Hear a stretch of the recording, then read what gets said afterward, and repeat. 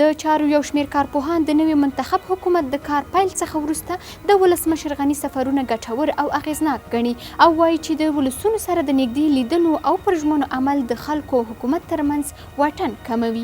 ولسمشر محمد اشرف غني د نوي منتخب حکومت له پیل راهیسې د ولایاتو سفرونه پیل کړي چې لومړی سفر یې لوګر ولایت ته و، بیا یې د ننګرهار د ولسونو سره د ویډیویي کنفرانس د لارې خبرې وکړي او نن کاپیسا ولایت مرکز محمود راقي ته تللی و. د چارو کارپوهانو په نظر که ولسمشر ولایاتو ته د خپلو سفرونو پر مهال د هغو پروژو پرانیسته وکړي چې د کمپاین پر مهال یې ژمنې کړې وي نو پر حکومت د ولسونو باور به زیات شي. دوی وایي د ولسمشر سفرونو سره د حساب غواړو او حساب ورکوو شعار هم عملي کیدای شي چې ملت به حساب غواړي او ولسمشر به دوی ته حساب ورکوي. ولسمشر نه مې هیله ده کومې ژمنې دي چې په کمپاین کې کړې وي هغه ژمنې که تکرار نشي او عملي شي ډېرې بېخي شي، ځکه په دغه پرانسته کې د ملت او د حکومت ترمنځ واټن ختمیږي انې ورکېږي. خلکو نه حقیقي پوښتنې وکړي او هغه د حساب شعار چې دلته ورکړی و چې حساب غواړو حساب ورکوو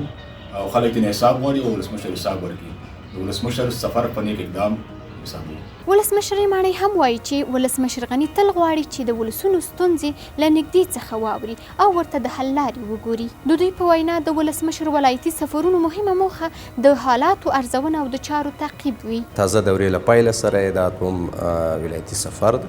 ولایتي سفرونه په دې خاطر باندې وي چې ولسمشر له نږدې د مربوطه ولایت له چارواکو او ولسونو سره وویني، د هغوی غوښتنې واوري، د امنیت ارزونه وکړي، د بیا رغونې جاج واخلي. د معلوماتو له مخې ولسمشر محمد اشرف غني تیره دوره کې هم 9 ولایتي سفرونه درلودل.